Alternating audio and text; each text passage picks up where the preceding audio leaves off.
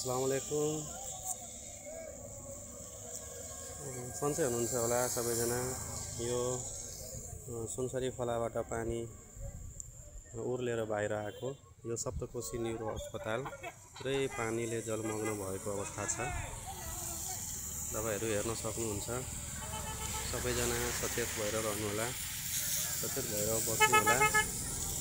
पुरै पानीले जलमग्न भएको अवस्था छ। यो हस्पिटलसम्म पानी पुगेको अवस्था छ। भित्र पानी पुगेको अवस्था छ साथीहरु।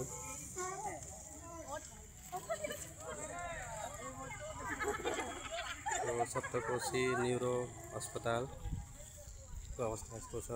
यो महेन्द्र राजमार्ग माथिसम्म पानी आएर निकै ठुलो बहाव पानीको रहेको अवस्था छ। म हजुरहरुलाई त्यो पनि देखाउने छु।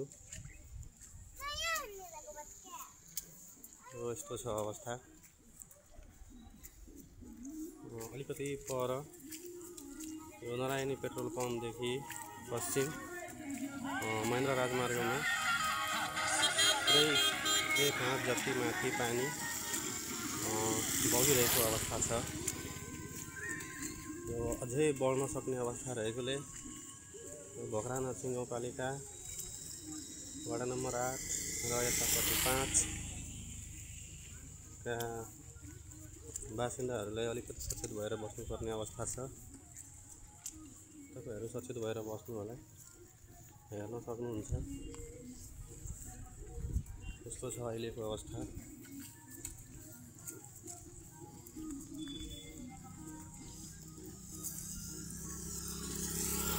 महाराजा लाइन होटल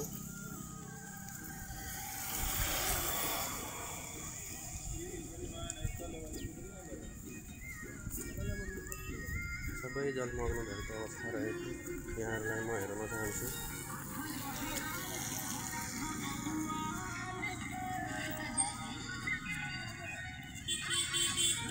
अहिलेको ताजा खबर म तपाईहरुलाई दिन गइरहेको छु।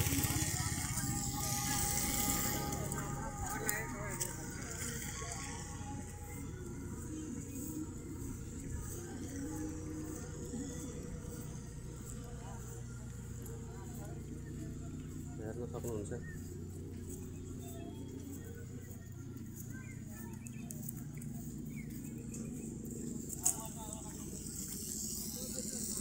पानी घरभित्रसम्म पस्न सकेको अवस्था छ।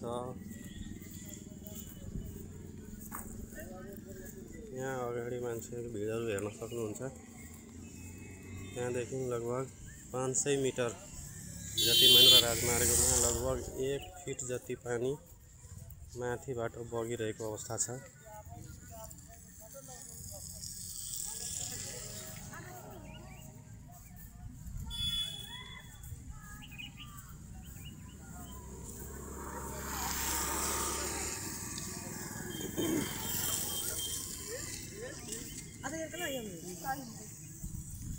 आज र भोलिसम्म पानी पर्न सक्ने अवस्था रहेको मौसम विभागले जानकारी गराएको अवस्था रहेको हुनाले हजुरहरु सचेत भएर बस्नु होला। यी अगाडि हेर्न सक्नुहुन्छ। पानीले पुरै जलमग्न भएको अवस्था यो महेन्द्र राजमार्ग।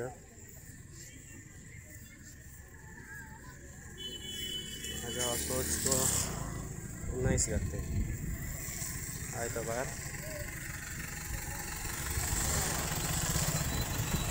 यस्तो अवस्था रहेको छ। हेर्न सक्नुहुन्छ साथीहरु।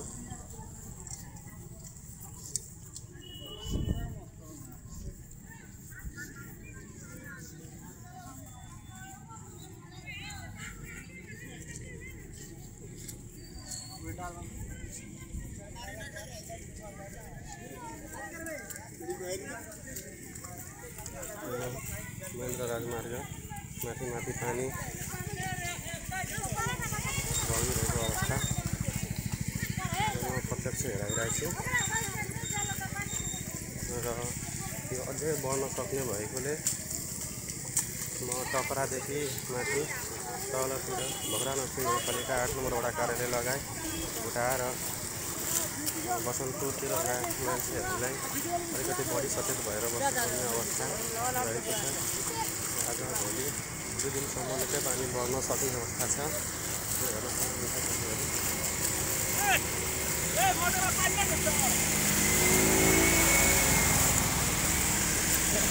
खुट्टा समेत बगाउन सक्ने गरी पानी बगिरहेको अवस्था।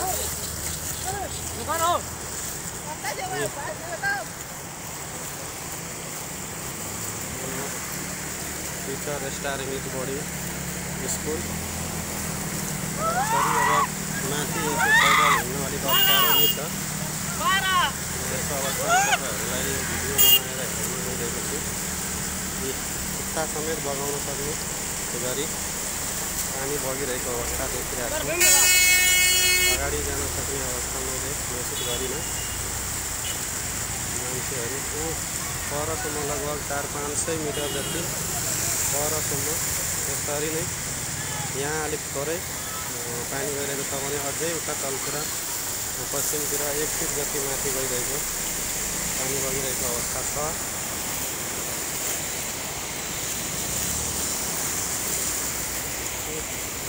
खुट्टासम्म बगाउन सक्ने अवस्था छ।